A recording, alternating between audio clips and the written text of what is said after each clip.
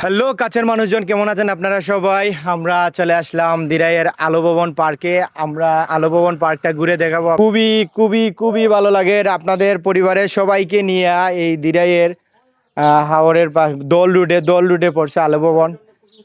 হ্যাঁ, বাচ্চাদের জন্য তো আসলেই মানে উপযোগী। বাচ্চারা আসলে পরে এই যে পার্কটা, এইখানের মধ্যে যখন বর্ষা হওয়ার পরে যখন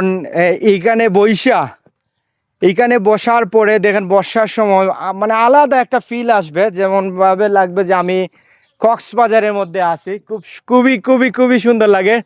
তো আমার এই ভিডিওটা যদি আপনাদের ভালো লাগে, প্লিজ সবাই ভিডিওটা বেশি বেশি শেয়ার দিবেন। আর বাটি অঞ্চলের মধ্যে এত সুন্দর একটা পার্ক দেখে মুগ্ধ হয়ে গেছি। খুবই খুবই ভালো লাগে, আসলে বলার মতো না। আর সবাই এই ভিডিওটা শেয়ার করে দিবেন। Thank you.